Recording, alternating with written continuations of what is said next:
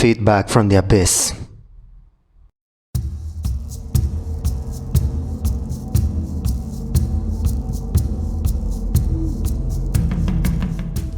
Philosophically, I ask, why would a person awaken in the darkness call out for a response if they believed they were safe and completely alone? Based upon their understood facts and possessing a rational mind, why then would they still question if there is something lurking nearby in their presence?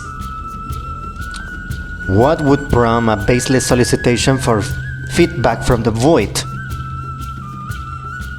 The answer to this is both simple and complex. There is a two-tier system of belief in most people. The rational, educated brain is couched in science and technology. Cold, hard facts dictate the behavior of the conscious self. On the other hand, the murky primordial brain refuses to dispel its superstitious fears. It hangs onto the boogeyman hiding in the shadows and prepares for the absolute worst. These two diametrically opposed mindsets are always at war with each other. In the reassuring light of day, rationalization rules our actions and dispels the uncomfortable darkness as it tries to seep in. Anything else would be ridiculous, right? Lingering fear and paranoia retreats to the shadow edges of the subconscious. Later on, when we are vulnerable or anxious again, it creeps back out. The enchanted state of irrational flux gains strength in the absence of reason and daylight. It convinces us that impossible things are possible. Nightmares then spark into fruition and somehow manifest themselves into the flesh. Once opportunistic darkness reigns, we suspect a verbal reply might come when calling out to the nothingness. As a matter of fact, we expect it. Lingering dread doesn't stop suspicion in the superstitious mind. It confirms it.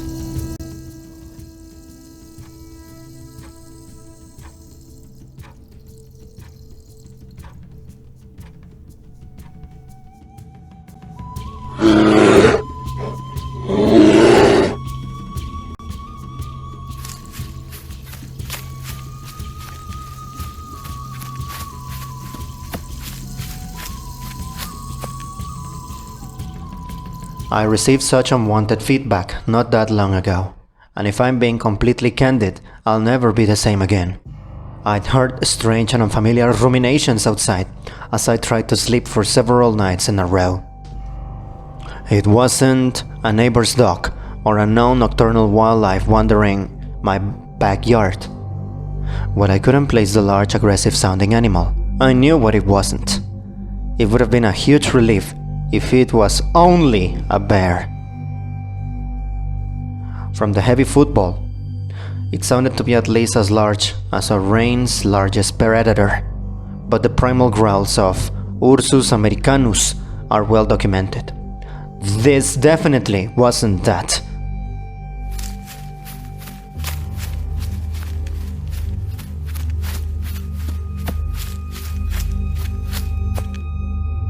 I didn't dare peer out the window at the time. I feared it would see me pull back the curtain. I hid in my bed, as if clutching my bed sheets would magically render me safe from the creaking behemoth circling my home.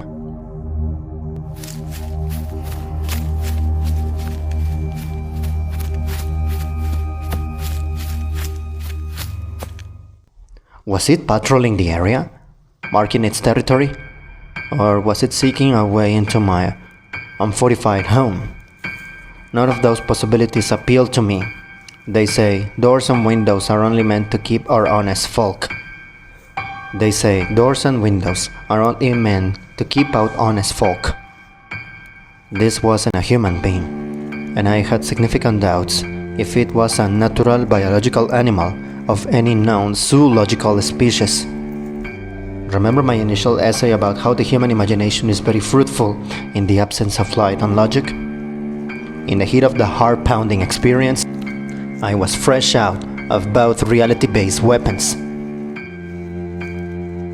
I heard a series of repetitive, bone-snapping clicks and feral, animalistic hisses as it circled my house.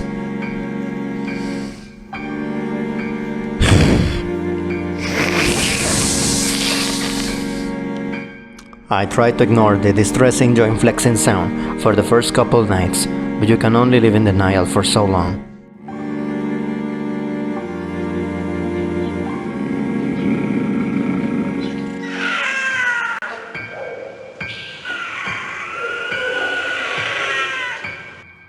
Whatever it was, it did not try to hide itself or lay low.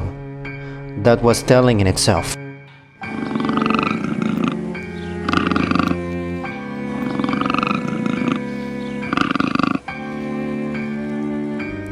A dominant predator doesn't need to slink around or be quiet.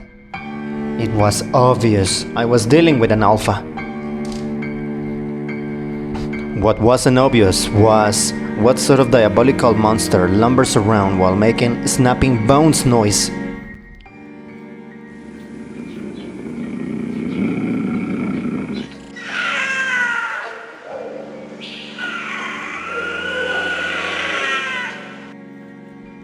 Call it a fool's courage or an act of illogical madness.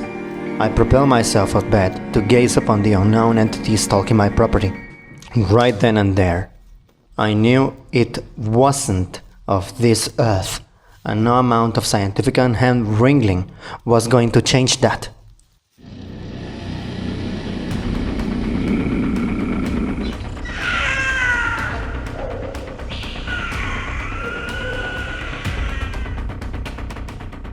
I witnessed a gangly, red-eye abomination, sulking about the yard and sniffing the leaves of my shrubs. The disquieting flecks and slushing was again present as it scurried along like a massive spider crab. Perhaps the hideous sounds were a subconscious warning to the other predators to avoid tangling with it.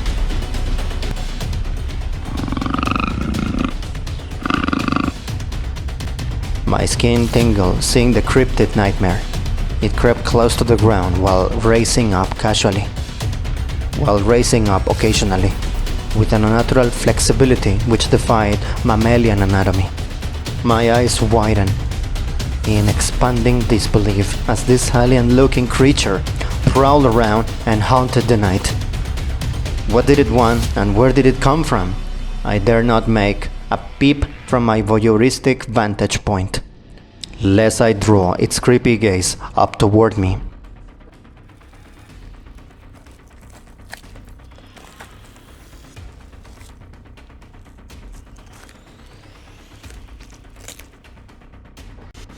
With immense relief, I witnessed it scuffle away until I couldn't see or hear it any longer. You'd think a terrifying encounter like that would cause a permanent insomnia, but the psyche has an upper limit to what it can handle. Adrenaline is the body's protective stress hormone. It floods the bloodstream to make the person alert during a severe crisis. This evolutionary process prepares us for the battle as soon as the danger subsides. The shock to the system causes the body to collapse from nervous exhaustion.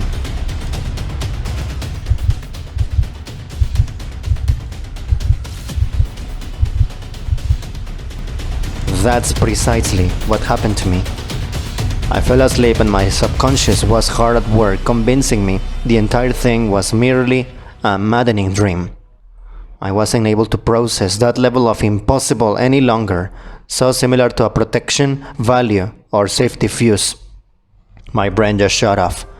I wish it had been successful and I had awakened to the reassuring warmth of sunshine, but that was not to be.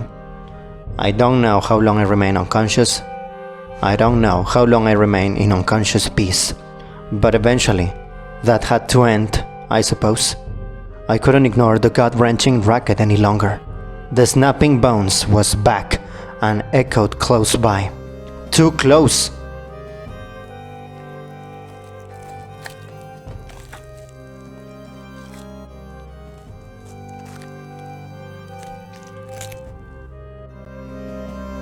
It grew more prominent until I realized the source of the manifestation was now in my own hallway.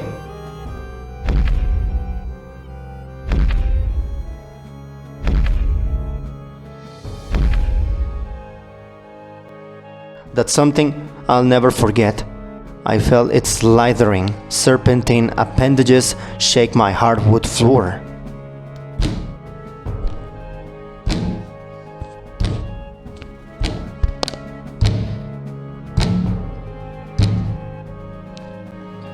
While I couldn't see my unworldly visitor at that point, I was awake enough to know I wasn't alone.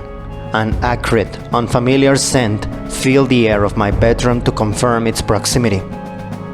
That's when my personal call to the abyss occurred. Intellectually, I knew it was impossible. I was sequestered in the relative safety of my own home, but the troubling weight of everything I had witnessed tipped the scales toward begrudging acceptance. It was a disarming reflex. If I was truly by myself, then addressing the otherwise empty room wouldn't harm a thing. If my primordial instincts were correct, however, I hope it would be taken as a benevolent sign of open communication and non-aggression. Realistically, it was illogical to address an otherwise vacant bedroom, but reality had long since checked out. The creaking joints, slug-like slushing, and ugly snapping was impossible to ignore. As much as my logical brain sought to dismiss the surreal event as a hallucination, its feral presence and odor was undeniable. Hello? Sia? Salut? Salve? Yate? Ohio? Cześć? Oh, ¿cómo le digo? Hola? Moi? Yasu? Hola? Even as the cowardly greeting slipped past my quivering lips, I cringed and silently cursed myself. I just acknowledged I wasn't alone. To both the imaginary thing and I, despite the obvious breach of my front door that must have transpired, there was a part of me which hoped we could go back to pretending the other didn't exist. For me to speak out loud as I had was to deny the possibility. I had initiated mutual contact. There was no reversing my request for feedback from an impossible, yet absolutely happening scenario. Its jarring, insectoid response confirmed conclusively that I had an uninvited guest of the cryptid variety.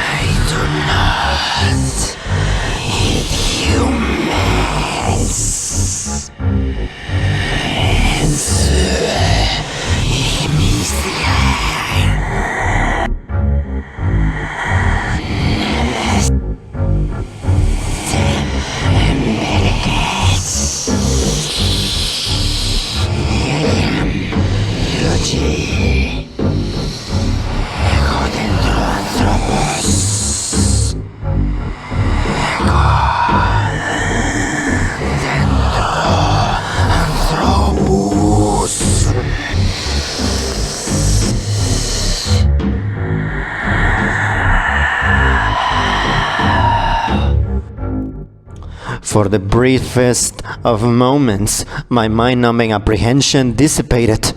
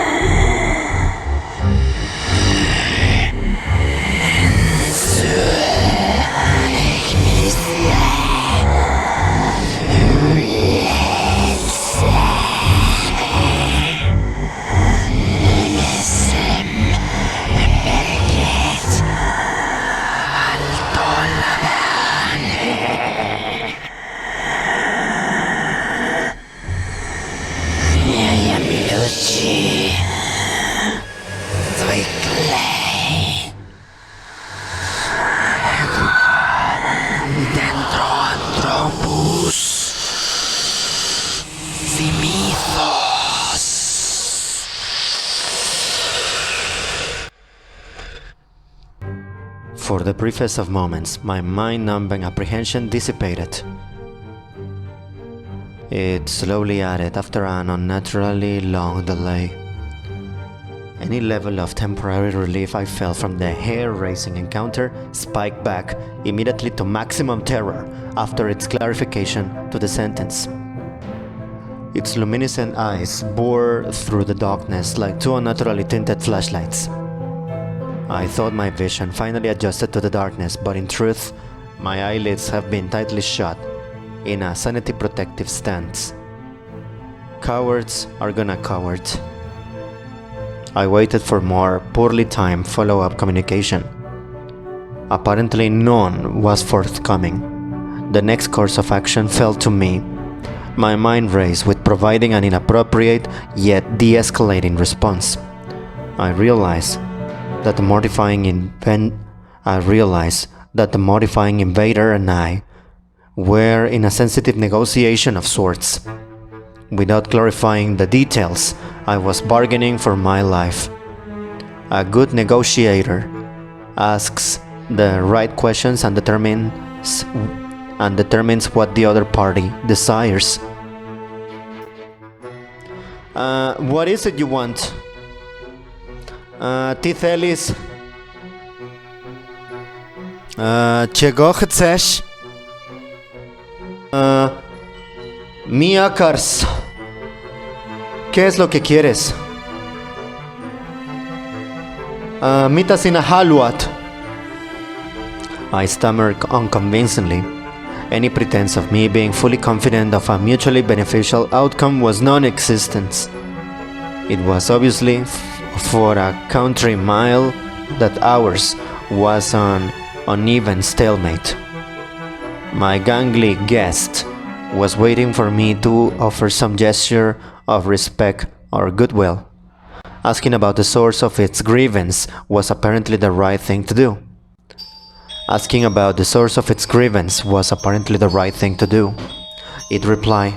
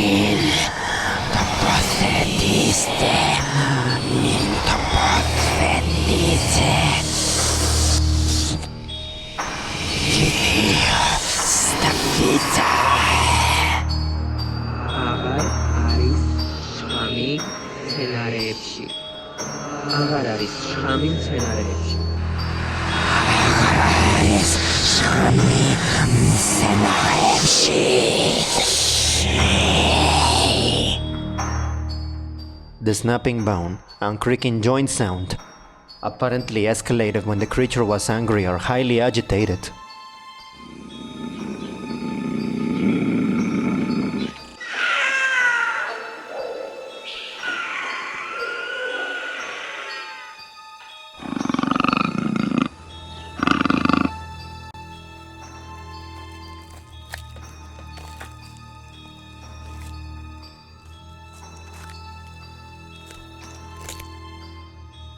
I listened to the inhuman delivery of phonetic words with a renewed sense of fascination.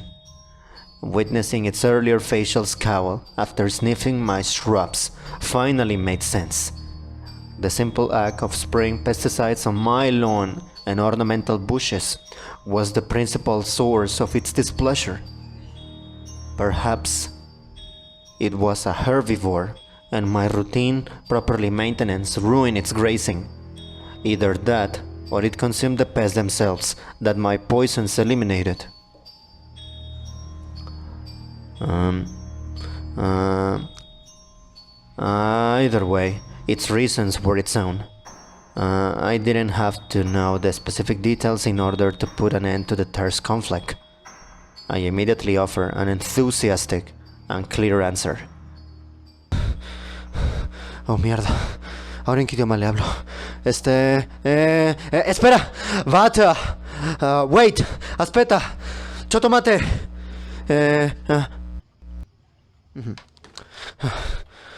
Oh, mierda. Ahora en qué idioma le hablo.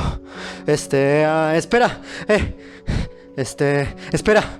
Vata. Wait. Aspetta. Chotomate. I will stop spraying the yard and bushes with the chemical poisons right now. Forgive me. I didn't know it was an issue for you. Espera. Oye, espera. Dejaré de echar insecticida en el jardín y los arbustos, ¿ok? Dejaré de usar esos venenos, ¿ok? Dejaré de usar esas sustancias. Perdóname. No sabía que era un problema para ti. Lopetan pihanya, pensaiden, ruisku tamisen, kemaisilla, myrkyllä heitti. Ana anteeksi. En tiennyt, että se oli ongelma sinulle.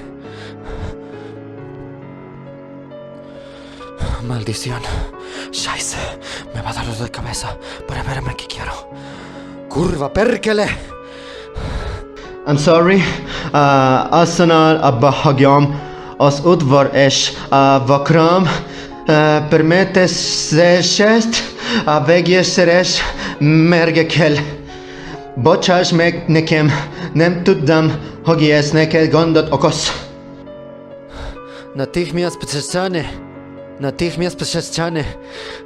A sprykiwiać podwórku i krzaki chemicznymi tuż z nami.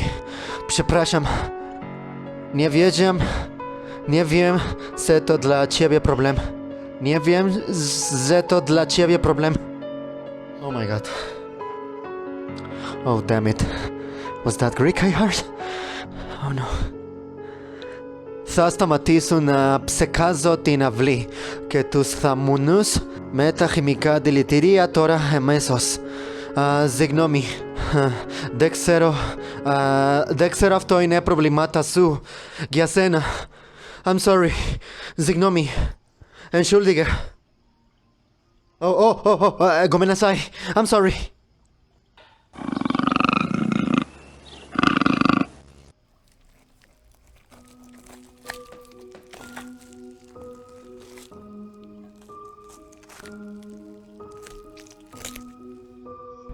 I decided to avoid acknowledging that I was wholly unaware of its existence. Maybe that was obvious. Either way, the barrage of clicks and creaks lessened until I only heard its raspy breathing. Seemingly satisfied by our verbal agreement, it turned around and slithered back out of my home.